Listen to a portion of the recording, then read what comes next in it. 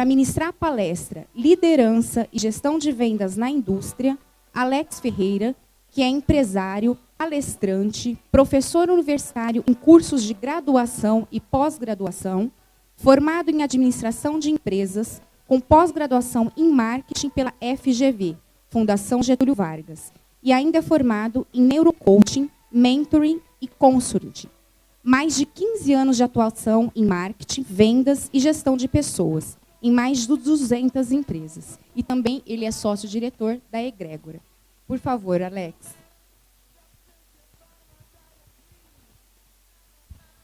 Boa tarde a todos. Tudo bem com vocês? Tudo em paz? Estamos aqui hoje para falar um pouco, então, sobre gestão de vendas nas indústrias. O principal ponto está relacionado à nossa condição enquanto empresa de fornecer produtos e serviços de forma adequada para aquele mercado que está ávido a receber por novidades e por tudo aquilo que tem de inovação no mercado, no setor de cada um de vocês. Então, meu objetivo aqui com vocês hoje é tratar mais ou menos nesse ponto onde que modelos de gestão comercial a gente entende que está sendo a evolução para que vocês possam melhorar seus resultados. Bom, o que a gente tem encontrado no mercado é que, de alguma maneira, tem sido relativamente comum que muitas das empresas têm tido alguma dificuldade de alcançar seus objetivos. E muito se fala na teoria de administração de falta de estratégia, de falta de modelo, de falta de método, mas em muitas das vezes as maiores dificuldades estão relacionadas a enxergar exatamente aquilo que o mercado está esperando, aquilo que o seu cliente está esperando e procurando diante daquilo que você oferece. Isso acontece... O pessoal não está passando aqui. Não pode me ajudar?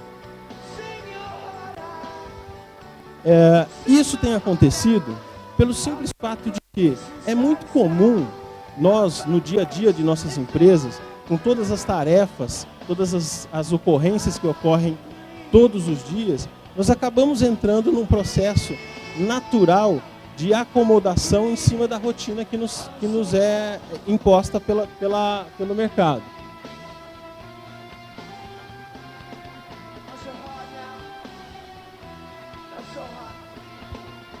Bom, eu vou seguir sem o slide enquanto isso, ok, gente? Então, o que acontece? O nosso mercado ele tá muito ligado à necessidade de atendimento dessas demandas. O mercado, os seus clientes, eles estão, a cada dia que passa, eles estão mais conhecedores daquilo que compram e daquilo que querem.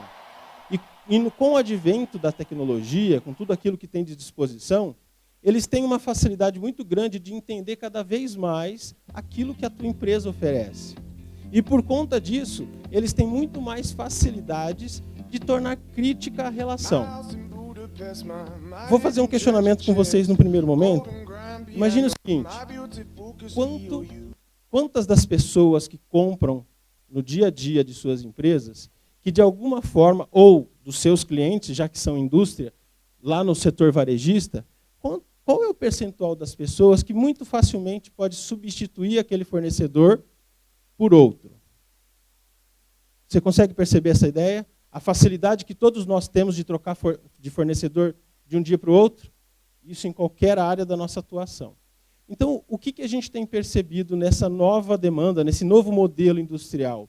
É que as pessoas estão cada vez mais suscetíveis a substituir você por qualquer outro concorrente seu.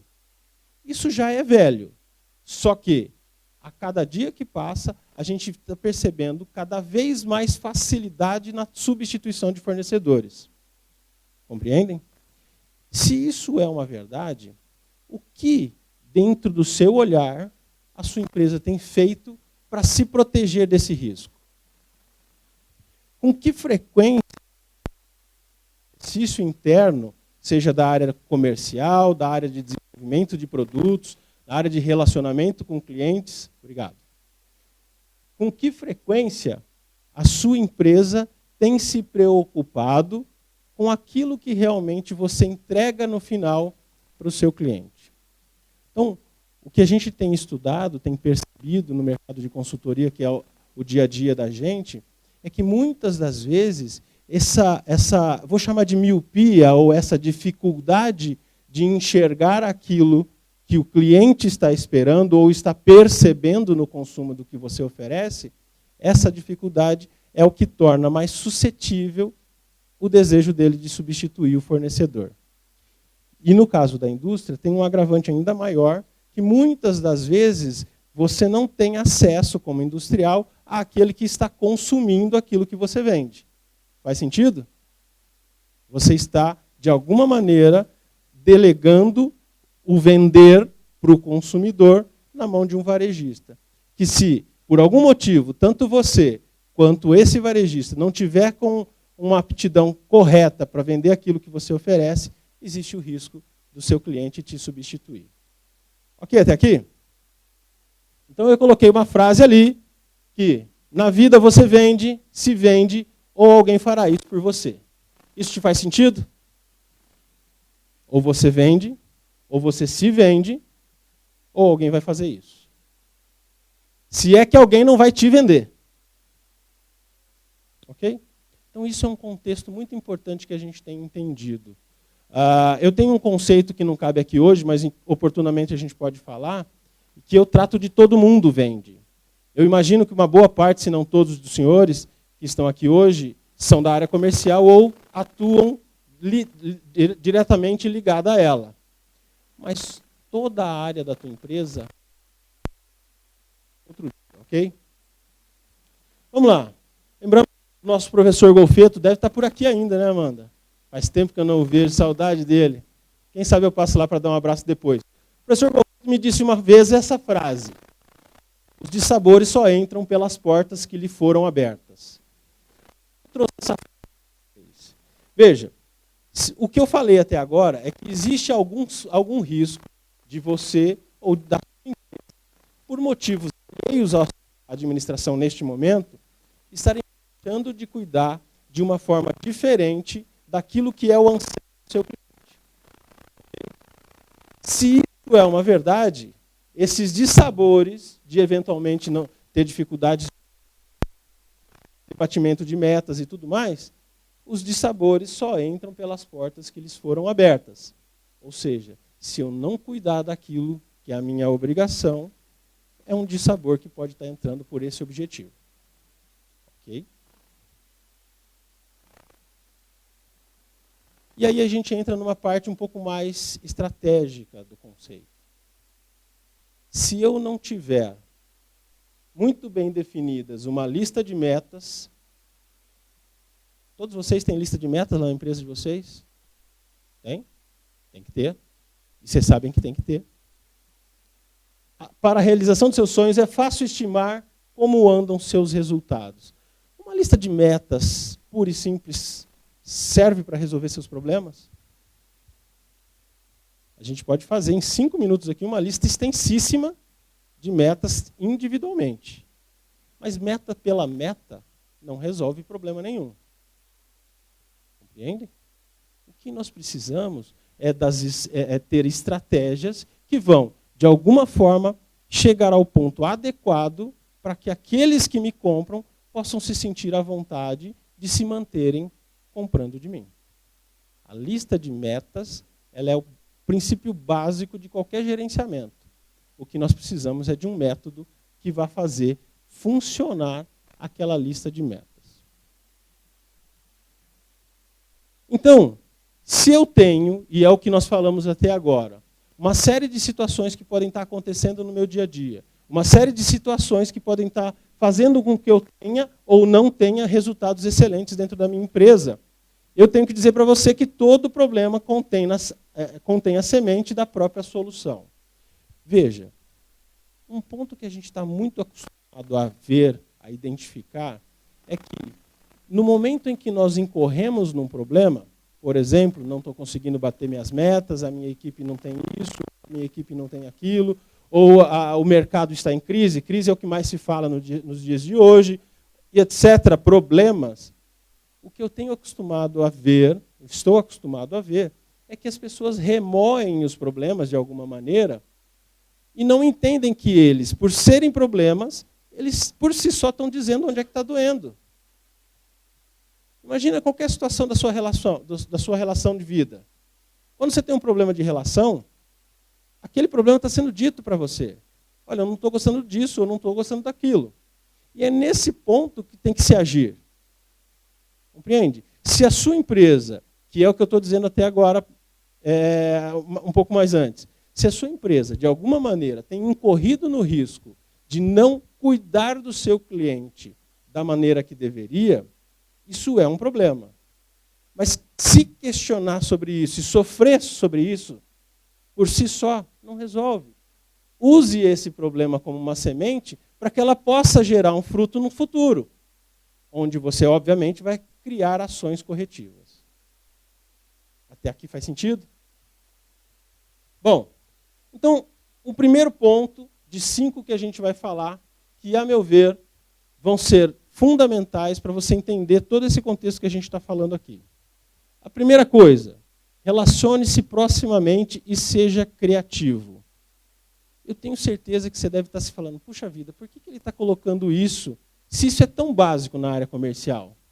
Você se relacionar com as pessoas e com seus clientes é basilar, não é? Não senti muita segurança. É basilar.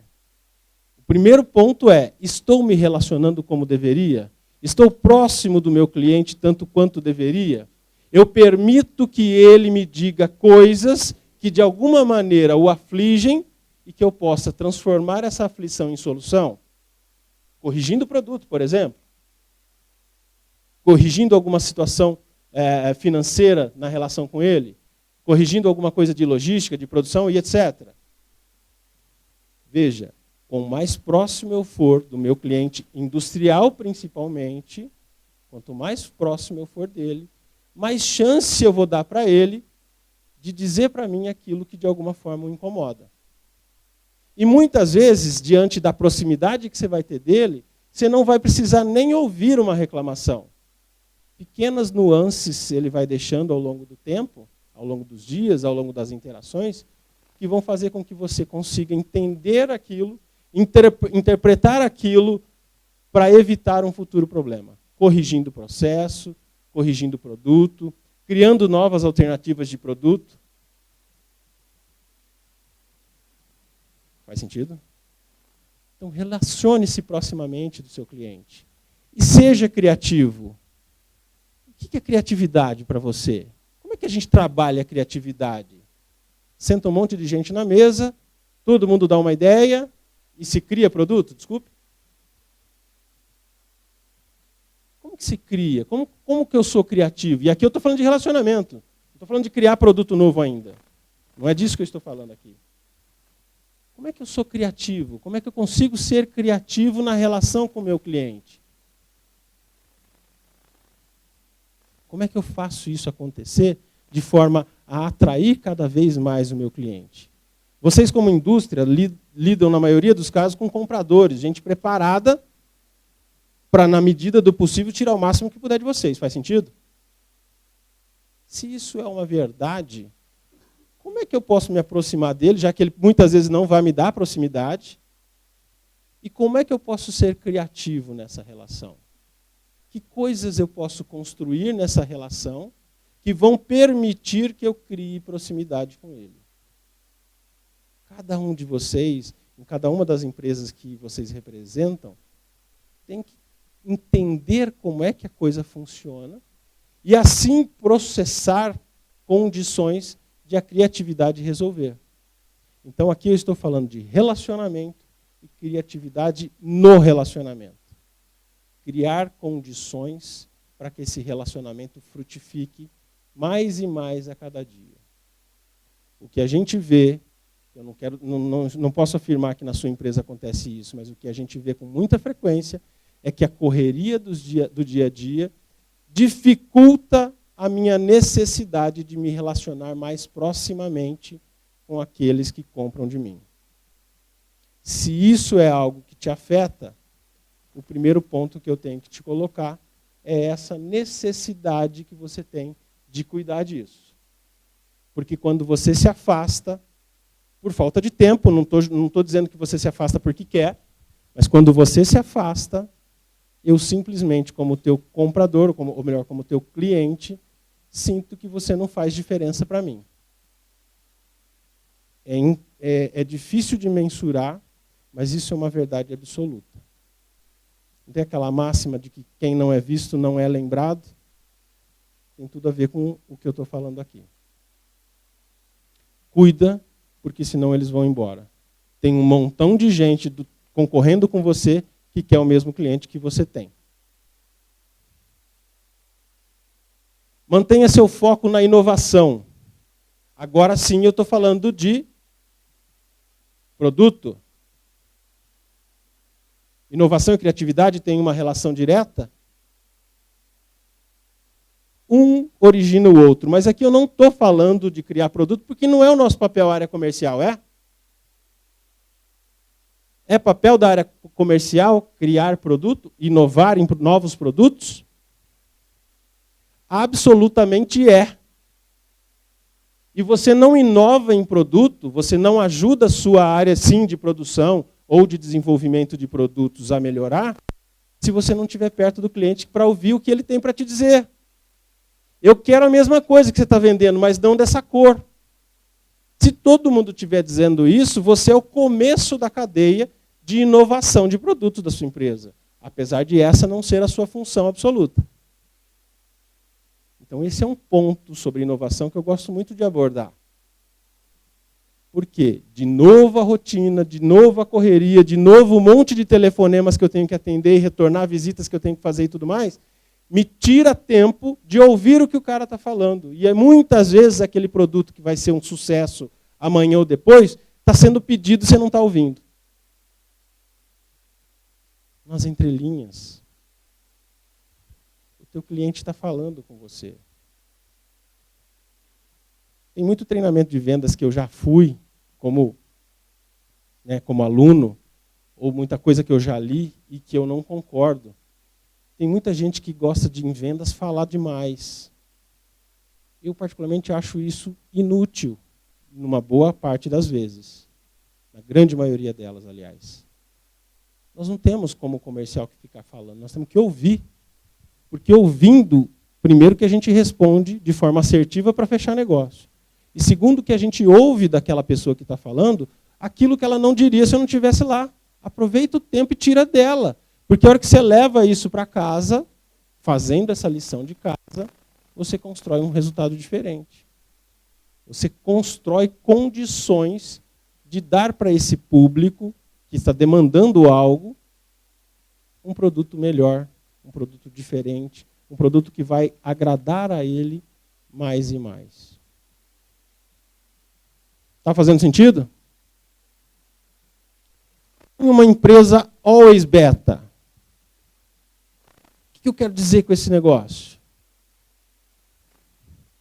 O que eu quero dizer com isso? Agora a gente vai falar bastante, né? Pessoal de TI, tem alguém de TI que me ajuda aí? Beta. Tá, né?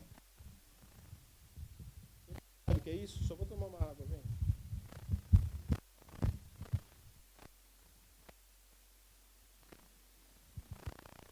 Eu não sou de TI, mas eu poderia dizer que a versão beta é a versão inacabada? Cabe para todo mundo essa versão inacabada? Sempre inacabada, nesse caso do que eu coloquei aqui para você? É? Isso, experimental, protótipo, piloto ou qualquer outra coisa nesse sentido. Por que eu trago essa informação nesse contexto, desse jeito para você? Quando você vive um pensamento always beta, tem várias coisas que acontecem, mas duas são mais importantes. Primeiro, eu me permito a ir para a rua sem estar pronto, definitivamente pronto. O que pode ser irresponsável e a gente já cuida disso. Não estar pronto não significa que não está bom o suficiente para eu testar isso. Consegue compreender? Porque a tua percepção de perfeição ou de pronto não não é necessariamente a percepção de quem vai comprar de você. Esse é um primeiro ponto. O segundo ponto que esse beta falar está relacionado ao fato de que, se você tiver um pensamento always beta, você tem, por uma consequência natural, o sentimento de que não está pronto e vou fazer mais, e vou fazer outro beta, e outro beta, e outro beta. E eu não estou falando de você necessariamente criar um caminhão diferente de produtos, mas de inovar, de modificar, de proporcionar condições para esses produtos evoluírem. E por conta disso, o teu mercado evolui. Por conta disso, o teu cliente percebe que você processa mudanças que em algum momento vai ser perfeita para ele. Pode até ser que não hoje. Isso gera confiança. Isso gera sentimento de que você é uma empresa próspera. Lembrando que, obviamente, nós temos que guardar o risco de, em não estando pronto, algo dar errado. E eu não estou convocando vocês a serem irresponsáveis. Mas eu estou dizendo que, na maioria das vezes que você não vai porque quer algo melhor ainda, mas aquilo já é bom o suficiente para você começar. Esse é o ponto mais importante do Always Beta que eu trago para você aqui. Às vezes, esperar a perfeição vai fazer com que você espere a vida toda, correndo o risco de, em algum momento, não ter tempo para esperar mais nada. E aí você vai do jeito que der. Faz sentido? Então, corra algum risco de não estar perfeito enquanto você pode. Porque pode chegar um momento em que você vai ter que correr estando totalmente imperfeito. Já vi várias vezes isso acontecer. E é aí que você vai sofrer. Compreendem o conceito? Todo mundo always beta a partir de hoje? Crie indicadores de desempenho poderosos. Esse é um ponto que é muito comum também na área comercial. Indicador de desempenho. Que tipo de indicador eu estou acostumado a ver na minha empresa? A gente avalia faturamento, a gente avalia venda por região, venda por produto, é isso? É isso mesmo. Você já parou para refletir sobre os indicadores que você analisa, se eles, do jeito que estão, eles são suficientes? Quantas vezes no mundo da consultoria, e esse é o lado bom da gente, porque a gente não está no calor do seu problema, a gente vai lá para resolvê-los, né? A gente não está sofrendo a dor que você sofre. Quantas vezes uma ideia simples de indicador muda uma realidade de forma considerável? Quantas vezes isso acontece? Amanda deve se lembrar, fiz muitos projetos anos atrás, bastante anos, não vamos falar disso, né, Amanda? Para o varejo, na época, a gente fazia muita coisa para o varejo, e às vezes a gente falava para o empreendedor, para o empresário, detalhezinhos que ele nunca tinha parado para pensar, que faz uma diferença tremenda na vida dele. Então, crie indicadores que sejam poderosos para trazer resultado para a tua área comercial. E aí eu estou falando exclusivamente de gestão. Não que os outros itens que eu tenha falado não sejam. Eles fazem parte do processo de gestão. Mas aqui eu estou falando do seguinte: que coisas você pode olhar para dentro da sua empresa para poder torná-la cada vez mais valorosa para o mercado, não para você. A tua empresa tem que ser valorosa para mim, que consumo dela. Eu consumo seus produtos. Aliás, todo mundo aqui deve consumir seus produtos. Então, crie indicadores que vão trazer resultados realmente diferentes. Indicador para dizer que teve, serve para nada. Serve para nada. Gráficos e mais gráficos, relatórios e mais relatórios, para que eles servem? Que resultado eles realmente me trazem? Que ações eu realmente consigo construir para, em usando esses relatórios, em usando esses indicadores, produzir resultados diferenciados? Esse ponto é crucial. Mas isso é chover no molhado, porque isso vocês já fazem. Todo mundo faz? Todo mundo olha relatório, todo mundo analisa relatório, todo mundo toma decisões em cima de relatórios? Óbvio que eu não tenho condição de saber a situação da área comercial de cada um dos senhores.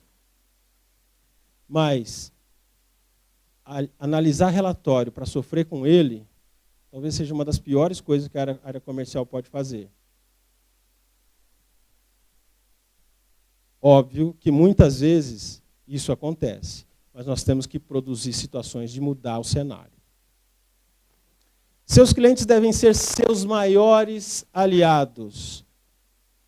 Isso é para fechar o raciocínio. Teu cliente é teu aliado? Falta um S lá, eu vi agora, gente. Quem não tinha visto já sabe, né? Eu sou ruim de português. Veja, seus clientes são seus aliados? Até que ponto seus clientes são seus aliados? Quais as condições que você tem construído para que ele seja seu aliado? E por que eu estou chamando de aliado aqui? A gente podia chamar de cliente fidelizado, cliente leal. Eu estou chamando de aliado. Por que você acha que o nome aliado está aí? Aliado luta com você. Aliado luta por você. Aliado defende você. E só se você seguir os passos todos, você vai ter ele como teu aliado. Ou você vai ter uma fatia maior deles como teu aliado. Esse é o ponto. Esse é o ponto-chave. Eu adoro competir, mas vencer é meu maior motivo de pular da cama. O importante é competir. A gente aprende isso do pai, da mãe, né? O importante é competir. Puxa vida, é importante competir, mas a gente tem que ganhar. A gente tem que ganhar. Porque perder não é nada bom. Então, eu tenho poucas... aliás, eu tenho muita certeza de que quem compete, compete para ganhar. E é isso que tem que tirar você da cama. É isso que tem que fazer você sair, se movimentar. É isso que tem que fazer você amanhã pensar e processar a forma de trabalhar, adequar aquilo que porventura for possível de ser adequado, para que essas vitórias sejam cada vez mais frequentes. E, por favor, comemore essas vitórias, porque a vida já tem sido muitas vezes tão dura com as pessoas e com as empresas. Vamos comemorar essas vitórias, porque vencer é bom pra caramba, não é? Gente, eu não sei se vocês enxergam aí, tem meu telefone, mas quem quiser, esteja à vontade. Amanda, por favor, meu telefone está aberto para todo mundo, tá? Quiserem me ligar, quiser tirar uma dúvida, passar um WhatsApp, passar um e-mail, o que vocês quiserem, eu estou à disposição de vocês.